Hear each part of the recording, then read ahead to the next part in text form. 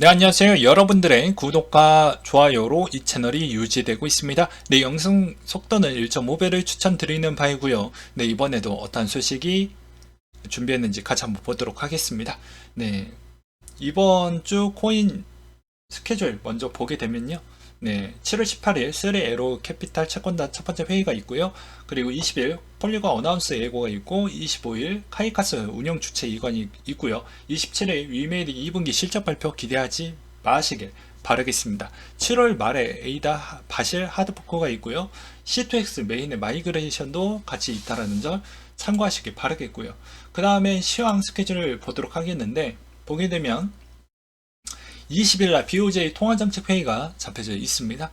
지난 회의에서 통화 완화 정책을 유지할 것이다 라는 결정을 했었고, 7월 중에 참의원 선거가 앞둔 가운데 이번 회의에서도 완화적 스탠스를 고수할지 우리는 주목할 필요성이 있다고 합니다. 그 다음으로 영화계 소식으로는 외계인 일부 개봉과 그리고 미니어준 2가 개봉을 한다라는 것, 그리고 21일 22 통화정책 회의가 있는데요. 이번 회의에서 25bp 금리 인상 예정과 다음 회의에서 금리 재차 인상 계획안과 금리 인상 규모는 물가 상승률 전반치에 따라 결정할 것이다. 올해 인플레이션 6.8% 급등 전망을 내놓고 있기 때문에 이런 점을 잘 보시길 바라겠습니다.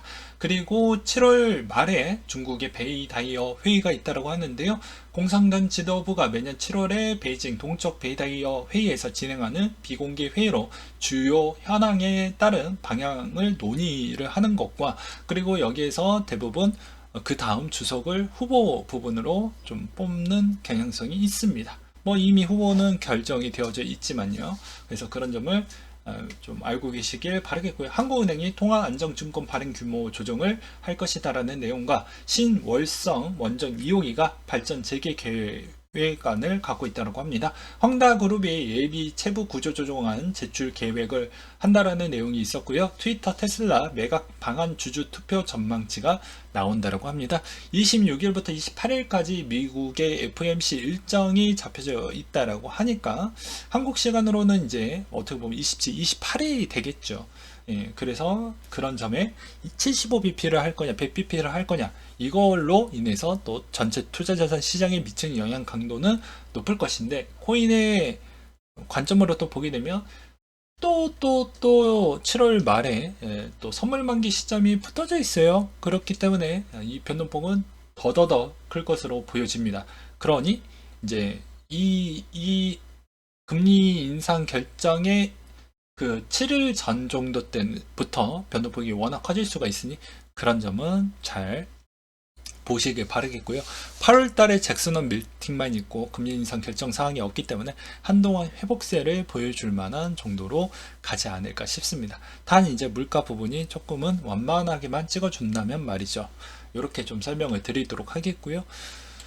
그 다음으로 이제 한 주가 나왔던 레이어 1, 레이어 2, 디파이 관련된 소식을 한번 같이 보도록 하겠습니다. 레이어 1의 클레이트 최근 2달 동안 10개 디파이 NFT 프로젝트를 청산을 했다라고 하는데요. 현상 시장의 침체와 가격 하락에 따른 운영비 손실로 인해서 청산을 시켰다 라고 하는데, 이거는 어떻게 보면 지금의 레이어 1으로 승승장구를 했던 이더리움과 격차가 점차 더 벌어진다라고 볼 수가 있습니다. 보게 되면 그럴 수밖에 없겠죠. 기존의 신규 레이어 1들이 자기만의 독자적인 기술이 있다라고 해도 그 계속해서 투자 비용이 들어간다라는 점은 무시할 수가 없기 때문입니다.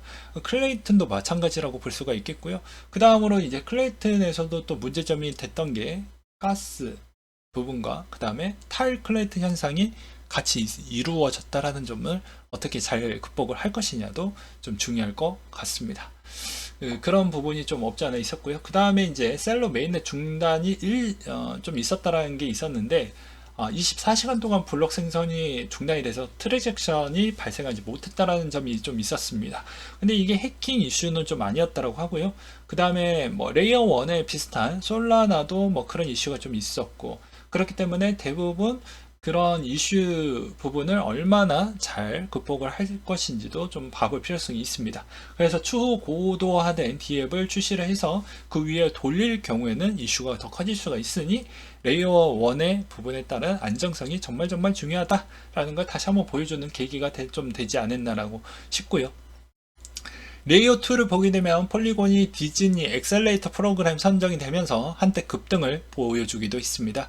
그래서 이제 디즈니 웹 3.0 AR NFT 분야에 초점을 맞췄고, 폴리곤이 이번에 선정이 유일한 메인넷으로 향후 AR NFT 접목에 도움이 좀 될 것 같다라는 내용이 나와주기도 했었습니다. 그 다음으로 보게 되면 스타크웨어에서 탈중앙화 목표로 하는 스타크넷 토큰 및 재단 발표가 나와서 거버넌스, 수수료, 스테이킹 세 가지로 계획을 갖고 있고요. 토큰 배분의 17%는 스타크웨어 투자자, 그리고 32.9%는 코어 기여자, 나머지 새로 설립된 스타크웨어 파운데이션 애들에게 배분할 예정을 갖고 있다고 합니다. 그리고 디파이 소식을 보게 되면 별거 아니라서 그냥 넘어가도록 하겠고요. 그 다음에 게임스타 NFT 마켓플레이스 퍼블릭 베타를 출시를 했다라는 내용과, 그 다음에 미국 특허청, 저작권청, NFT 지적재산권 연구 본격 착수했다라는 내용이 또 나와주기도 했습니다. 근데 한편 NFT 생태계에서 이미 수많은 기업들이 제품 지적 재산권을 침해한 것으로 밝혀져서 미운털이 좀 많이 박혀져 있다라는 점이, 과연 미국 특허청이 어디까지 그냥 뭐 해줄 거냐, 뭐 이런 내용들이 좀 있어요. 예. 그 다음으로 애니모카 브랜드 기업 가치가 꽤 높게 이번에 좀 선정을 받았다라는 것과, 그 다음 22 스테이블코인 규제안 긴급 제안이 나온 게 있었는데요. 스테이블코인의 강화된 규제안과 감독안이 긴급히 마련할 것을 촉구했다라고 합니다. 최근 테더 디팩인 사태를 보았을 때 그런 영향성이라고 보시면 될 것 같고요. 그 다음에 셀시우스가 결국 파산하기도 했었죠. 그렇기 때문에 이번 형태로 반사 이익을 받았던 코인들은 급등을 또 나와주기도 했었고, 그렇기 때문에 이번에 셀시우스, 3에로 캐피탈 이런 쪽이 어떻게 흘러가는 부분은 코인에 미치는 영향 강도 이미 다 지나갔다. 왜냐하면 고래가 그러면 코인 이동을 급격하게 빠르게 전환을 했었을 테고, 그게 흔적이 남기 때문에 어떻게 보면 커뮤니티에 분명히 한 번이라도 올라왔을 텐데 이미 그게 다 끝났다라는 것이죠. 그래서 이번에 그만큼 이게 뭐 채권단 회의가 나와서 또 그게 미치는 영향 강도는 저는 매우 낮다라고 보고 있는 실정입니다. 그래서 별로 신경 쓸 필요성은 없고, 가장 중요한 건 CPI 부분만 잘 보자. 물가로 인해서 금리에 올라가는 속도로 인해서 생각보다 지금 장난 아니게 힘들어하고 있는 실정입니다. 제가 투자하고 있는 회사도 요새 배당컷 정도를 할 정도만큼 그만큼 여유가 없다라는 걸 알 수가 있기 때문에, 그런 것도 보게 되면 이번에 코인에 있어서 레이어 1을 쪽에 또 해당되는 코인 회사들의 그런 프로젝트를 진행을 해야 되는데 그만큼 돈이 없다라는 게 딱 한눈에 보이잖아요. 그래서 그런 점을 좀 보시면서 투자를 좀 하셔라 라고 말씀을 드리고 싶었습니다. 좀 더 자세하게 폴리곤 이야기를 좀 다뤄보려고 하는데요. 보게 되면 이번에 디즈니 엑셀레이터 6개 기업이 선정된 폴리곤 부분에 있어서 상당히 의미가 높다라고 볼 수 있습니다. 그럼 왜 디즈니가 수많은 메인넷 중에 폴리곤을 선택한 이유는 무엇일까요? 이더리움의 인터넷에 되겠다라는 표현하는 기업으로서 이더리움의 보안성을 가져오면서 이더리움의 가장 큰 문제인 확장성을 높이기 위해서 여러 솔루션들을 제시를 했다라는 점이 생각보다 더 높은 점수를 받았다라고 저는 생각을 하고 있습니다. 그래서 이번에 선정된 주요 부분이라고 볼 수가 있게 되겠고요. 네, 그리고 또 보게 되면 폴리곤의 프로젝트가 이제 니즈를 충족하기 위해서 POS, 옵티미스틱 롤업, ZK 이런 측면에 관련된 다양한 솔루션들을 제공을 했다라는 게 또 높은 평가를 받았다고 합니다. 그 다음으로 또 ZK 기술은 자신의 정보를 노출시키지 않은 상태로 정보가 참인지 확인할 수 있는 영지식 증명을 사용하기 때문에 프라이버시를 유지할 수 있다라는 부분을 또 내세우기도 했다라고 하네요. 그 다음으로 또 알 수 있는 대목은 디즈니는 메타버스의 진심이다라고 볼 수 있는 대목이 있기 때문에 여기에서 이제 폴리곤이 이렇게 이제 첫 길을 내놨기 때문에 이 길로 인해서 또 폴리곤과 비슷한 유형이 있는 코인들이 이쪽으로 그 길로 쑥 들어갈 수가 있겠죠. 더 쉽게. 그래서 어떻게 보면은 이번 형태로 인해서 여러 가지 비슷한 모델, 비즈니스 모델들이 또 같이 수혜를 볼 수도 있을 수 있다라는 것과, 그 다음으로 또 보게 되면 아무래도 알 수 있는 점은 그만큼 뭐 디즈니, 그 다음에 우리가 알고 있는 뭐 애플, 뭐 메타, 이런 쪽도 되게 메타버스에 공을 많이 들이고 있기 때문에 앞으로 시간이 지나면 지날수록 같이 일할 수 있을 만한 그런 환경이 더 많아질 것이다. 그러면 거기에 특정되어져 있는 레이어 1에 있는 코인들, 레이어 2에 있는 코인들은 충분히 수혜를 받을 수가 있는데, 그런 점도 유심하게 하나하나씩 뜯어보면서 또 비교를 해보시길 바라겠습니다. 그래서 긍정적인 요인을 작용을 했죠. 네. 그래서 폴리곤이 앞으로도 뭐 괜찮은 부분은 맞을 것 같습니다. 마지막 내용으로는 이 내용을 한번 준비를 해 보았는데요. 한국은행 스테이블코인 개인지갑 보유 금지를 해야 된다 라는 내용이 또 나와주기도 있습니다. 이제 한국은행 전자금융부장 스테이블코인과 CBDC 관련 주제로 나왔는데요. 정책적 과제로 인해서 이런 이야기를 했다고 합니다. 여기에서 이제 개인 지갑 보유하는 것을 금지해야 된다고 주장을 내비쳤던 배경을 보게 되면, 스테이블 코인이나 원화 대신 송금이나 대금의 결제에 쓰이지 않도록 스테이블 코인 개인 지갑을 보관하는 것을 막아야 한다며, 코인 자체에 자금 세탁 위험성이 있다. 그리고 해외 거래소로 보내 현금화할 수 있다. 그렇기 때문에 전 세계 트래블 룰을 규제가 완전히 정착되기 전 때까지는 보관 금지 조치를 취할 수 있는 부분을 좀 강화해야 되지 않겠냐라는 주장을 내비쳐서 그런 이야기를 했다라고 합니다. 그리고 전자금융부장은 또 이런 이야기를 하기도 했다라고 하는데요. 유럽에서는 이제 미카 규제안을 많이 도입을 하고 있죠.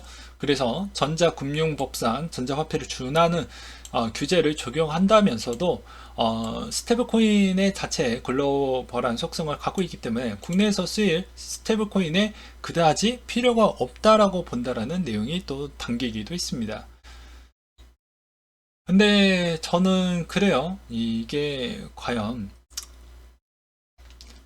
올바를까라는 부분은 일단 물음표, 저는 중립계열을 좀 받고 싶습니다. 네. 왜냐면 일단은 검토하고, 일단 또 대외적으로 뭐 유럽이나 미국이 하는 행동을 보고, 이런 지금의 한국은 이렇게 지금 가는 게 맞지 않겠냐라는 그냥 패널 토론이 나왔기 때문이죠.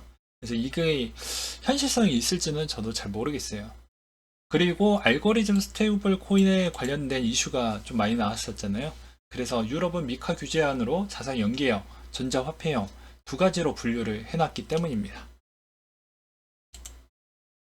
그래서 최종 결론은 그러하는데, 이 미카도 완성된 게 아닙니다. 그냥 기본법만 통과를 시켜놨기 때문에 이 자산 연계형이라는 건 담보물을 어느 정도 제공을 해놓고 해라라는 말이고요.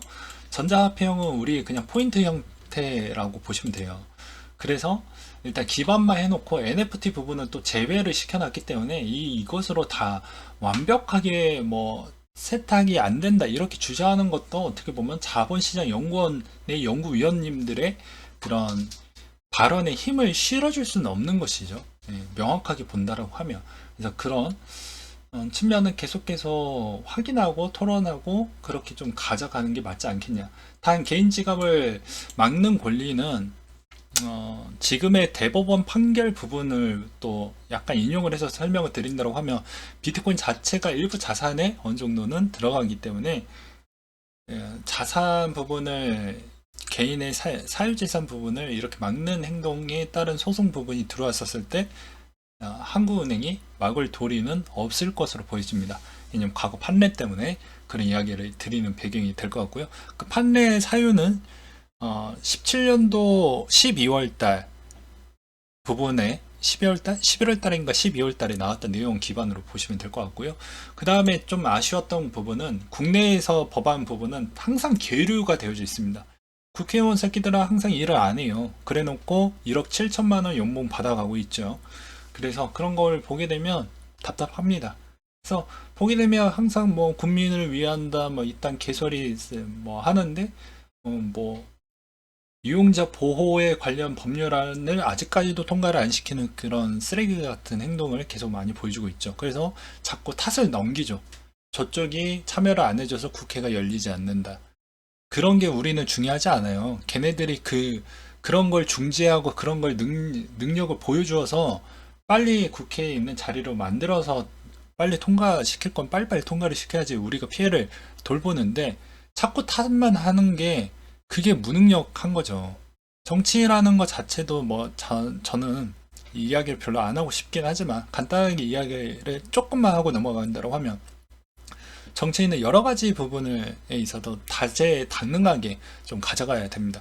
내가 저기 쪽이 적이라고 해도 어느 부분은 좀 품어서 갈 때도 있고 그런 게 정치인 아니겠습니까? 근데 지금 행동을 보게 되면 전혀 그렇지 않는다는 것이죠. 그래서 그런 거 보게 되면 전혀 국민을 고려하지 않는, 특히 코인 투자자한테 17년 때부터 달콤한 메시지로 맨날 투표할 때만 이야기만 하고 그냥 이렇게 또 지나가는 이런 걸 보게 되면 좀 답답합니다. 보게 되면. 그래서 지금의 상황에 개인 지갑이 막혀지는 상황은 아무래도 힘들지 않겠냐. 그리고 국내에 있어서 여러 가지 법안이 통과가 된다라고 해도 의미가 없는 게 어차피 국내 거래소가 메인이 아니잖아요. 해외 쪽에서도 여러 가지 출구 전략이 다변화할 수 있게끔 활용이 가능하기 때문에 이게 국제적으로 공조하는 그런 형태가 아니면 쉽지가 않습니다. 그러니까 유럽처럼 유럽 자체에서 27개 국가가 아마 맞을 것 같은데 이번에 그쪽에서 합의가 나왔을 때 그런 형태로 가져간다고 하면 이상적인 모델링이 되고 그렇게 규제를 맞춰놓고 그런 룰 형태로 맞춰가면서 하면 되거든요. 지금 국내만 이렇게 해봐야 의미가 없다라는 겁니다. 나중에 사건이 터져도 진척률은 늦어지게 되고요. 루나만 봐도 알 수가 있죠. 그래서 국내에 있는 법률을 강도를 높여봐야 의미가 없는 게 해외 쪽에서 공조를 해야 되고 거기에서 협조를 또 해야 되고 거기서 같이 또 수사를 하고 결과가 나온다고 해도 그쪽에 있는 피해자 법률 부분을 그쪽 나라 기준으로 할 거냐 국내 기준으로 할 거냐 이것도 상당히 논란의 여지가 있기 때문에 여러분들의 있는 아픔의 시간이 더욱더 길어진다 정도를 상식적으로 좀 알고 계시길 바라겠습니다. 그래서 오늘 내용은 뭐 여러 가지 시황 스케줄, 그 다음에 일정 이슈 부분 한번 다 좀 보고 넘어갔는데요. 시장은 그러합니다. 여러분들이 항상 두렵다라고 해도 저는 그래요. 공포의 강도가 높을 때 시장에 진입을 하는 게 좋은 거지. 공포의 강도가 애매할 때는 전도 추천을 하지 않습니다. 항상 밀집되어져 있고 그 강도가 매우 높았을 때 여기에서 나는 어떤 전략을 잘 가져갈 것인지 각자 한번 좀 생각을 해보시길 바라겠고요. 또 다른 관점으로는 항상 올라갈 때 시장이 올라갈 때 내려갈 때 이런 부분에 있었을 때 항상 후회를 남기지 말라는 겁니다. 자기만의 전략이 있어야 돼요. 약간의 오지랖일 수도 있겠지만 짜장면 집이 있다고 하면 짜장면 집이 있다고 하면 누구는 10,000원을 버는 데가 있고요. 누구는 뭐 1,000,000원을 버는 데가 있고 누구는 오히려 적자가 나는 경우가 나는 쪽이 있습니다. 이거는 본인의 능력에 따라서 같은 집을 같은 음식점을 차렸어도 다 차이가 나는 건 어쩔 수가 없는 거예요. 그러니까 모든 투자자산 시장의 공통점은 본인이 그 답을 본인한테 찾아야 된다라는 겁니다. 다들 똑같이 무서워한다라고 해도 나만의 기준을 명확하게 제시를 해놓고 그 다음에 투자를 하게 되면 흔들림 없이 가져가고 내가 여기에서 실패를 했었을 때 돈을 못 번다라고 하면 못 버는 이유를 다시 한번 확인을 한 다음에 재도전하고 이렇게 해야 건강하게 갈 수가 있다는 것이죠. 실패하고 나서 회피하고 그 다음에 시장에 더 이상 들어오지 않는다라는 것도 말이 안 되는 게 우리는 어차피 근로소득으로 60세까지가 되면 60세 기준으로 더 이상 근로소득을 할 수 있을 만한 환경적 요건이 안 됩니다. 나라가 지정한 노인 기준에 일단 부합이 되면 요새는 중대재해법이나 그 다음에 플러스 알파로 또 여러 가지 또 질병군 말고도 또 특별하게 나아진 부분이 없죠. 왜냐면 내 아이가 있다라고 하면 내 월급의 40%를 교육비로 갖다 때려 박는데 이 친구가 나중에 25년 뒤에 신입사원으로 들어오면 저를 쓰겠습니까? 이 친구를 쓰겠습니까? 그리고 이쪽에 투자비를 매 매 월급의 40%를 발랐는데 내가 이 친구를 이길 수가 없죠. 되게 그래서 스마트하고 되게 요새 두뇌 활동 부분도 되게 잘 돌아갈 수밖에 없습니다. 그래서 기존의 업종에 투입하는 부분은 업종은 한계가 있는데 업종의 개수도 한계가 있는데 거기 투입하려고 하는 애들이 계속 들어오게 되면 제가 밀리는 거죠. 그렇다 보니까 경쟁력을 가져가려고 하면 내 임금을 말도 안 되게 내려서 들어갈 수밖에 없는 부분인데 그게 양보가 됩니까? 시간 대비 가성비가 안 나오게 될 텐데. 그리고 질병 한번 걸리면 뭐 6개월, 1년 정도 이상은 치료를 해야 되는 부분이 있어요. 젊었을 때는 그냥 가벼운 질병만 걸리지만 이제 늙어갈수록 약간 치료 기간이 오래 걸리는 질병이 들어가게 되면 근로를 하면서 나오는 소득 부분으로 만약에 되어져 있으면 근로를 안 할 때 돈이 들어올 수 있을 만한 수단을 잘 만들어 보려고 한다고 하면 투자의 여러 가지 경험치, 여러 가지 내공, 자기만의 스킬 이런 거를 잘 다져 두셔야 나중에 비로소 완성된 모델링이 나와서 손실비나 실패율이 좀 덜하게 되는 것이죠. 이미 시장을 떠나게 되면요, 답이 없어요.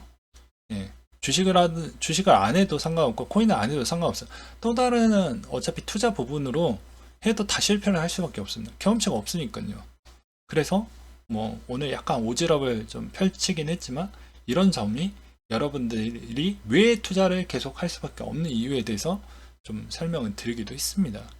많은 공감을 얻어낼지 모르겠지만 그래도 항상 여러분들의 생각을 해서 이런 이야기를 했다라는 점만 알아주시길 바라겠습니다.